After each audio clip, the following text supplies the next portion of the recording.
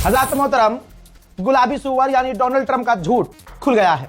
आपको पता है कि जिस तरह से लगातार डोनाल्ड ट्रंप का जब मन कर रहा है हर एक घंटे में आके वो बयान दे रहा है और कुछ भी बोल रहा है। हाल फिलहाल में उसने कुछ घंटे पहले डोनाल्ड ट्रंप ने दुनिया के सामने कहा था कि ईरान ने भीख मांगी है कि हमें और टाइम दीजिए, हमला मत कीजिए, और ईरान ने हमसे रिक्वेस्ट की है अमेरिका से कि हमारी एनर्जी साइट पर हमला मत करना। ये ट्रंप ने कह दिया। भाई मीडिएशन करने वाले लोग भी किलस गए। मीडिएशन करने वालों ने प्रूफ देखिए, मीडिएशन करने वालों ने साफ कह दिया कि ऐसा कुछ नहीं है, ईरान ने अमेरिका से कोई रिक्वेस्ट नहीं की है।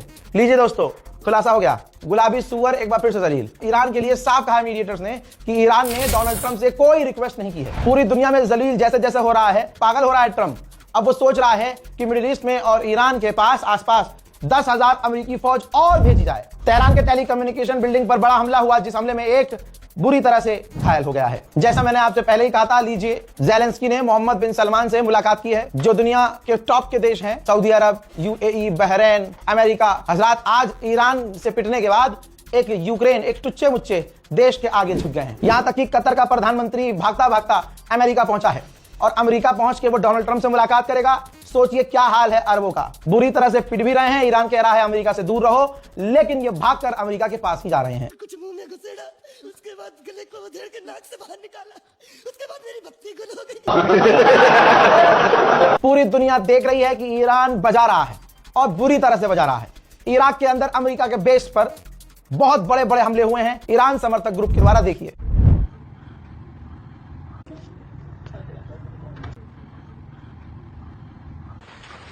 लीजिए एक और बुरी खबर। भारतीयों के लिए हर जगह से बुरी ही खबर आती है। अबू धाबी में ईरान की एक मिसाइल को रोका गया।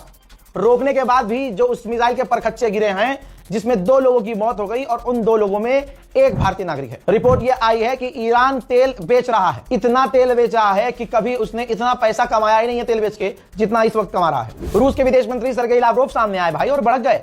उन्होंने कहा कि हम ये कभी नहीं मानेंगे जिस तरह के इल्जाम रशिया पर लगाए जा रहे हैं यूरोप और अमेरिका के द्वारा कि हम ईरान की इंटेलिजेंस से मदद दे रहे हैं। सारी दुनिया को पता है कि पूरे मिडिल ईस्ट में अमेरिका के बेस कहां-कहां हैं, अमेरिका की फौज कहां-कहां है। ये ओपन इंफॉर्मेशन है, कोई छुपा नहीं है। लेकिन वही यूरोप और वही अमेरिका मिडिल ईस्ट में जहां भी, चाहे इराक हो चाहे कोई और जगह हो, जहां घुसते हैं तबाही वो मचाते हैं। एक वीडियो दिखाता हूं जो बहुत यूरोप में वायरल होने वाली है, मिडिल ईस्ट में। देखिए, ये पर्शियन गल्फ है, ठीक है। कहा जा रहा है कि ये पर्शियन गल्फ है। हमलों से आप चारों तरफ धुआं देख सकते हैं और बीच पर लगा एक झूला है जहां पर एक बच्ची झूला झूल रही है। डोनाल्ड ट्रंप पूरी तरह से पागल साबित हो रहा है।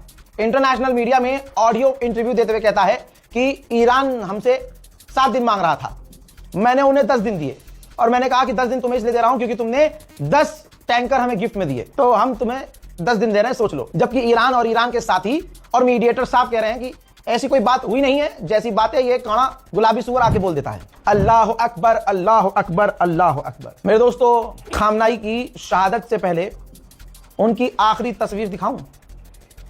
ईरान ने तस्वीर जारी, देखिए मेरा जिगर फट रहा है, बड़े बर्दाश्त के साथ इस तस्वीर को मैंने देखा है।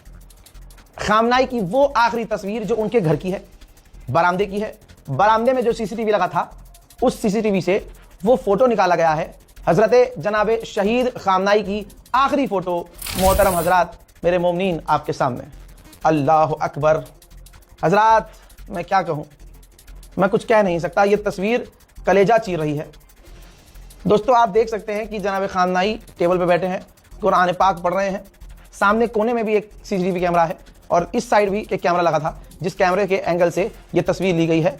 बरामदे में वो बैठे हुए हैं और बस वो कुरान की तिलावत कर रहे थे। IRGC ने बताया है कि ये उनकी आखिरी तस्वीर है।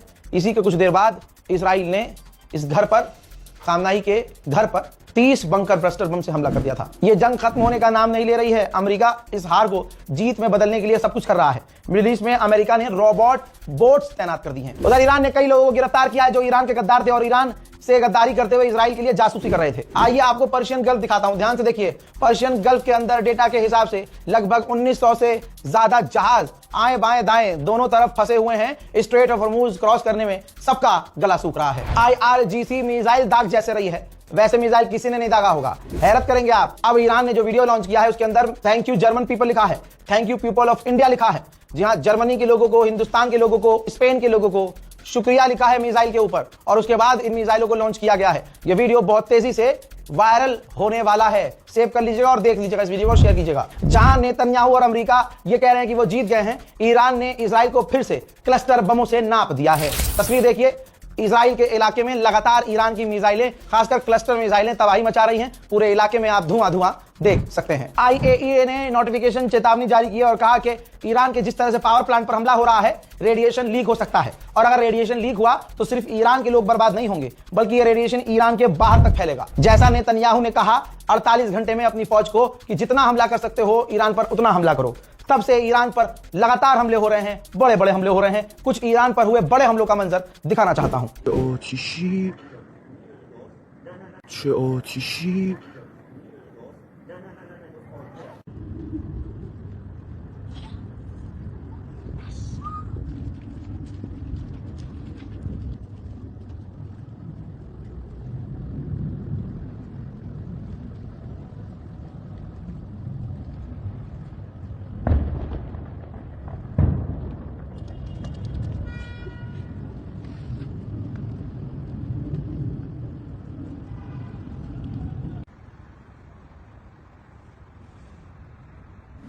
मोहतरम हजरात, ये हालात हैं। पूरी रात आपको अपडेट दिया है। अपनी दुआओं में मुझे याद प्लीज रखिएगा। इस रिपोर्ट को शेयर कीजिएगा और चैनल को कम से कम सब्सक्राइब कीजिएगा। जय हिंद।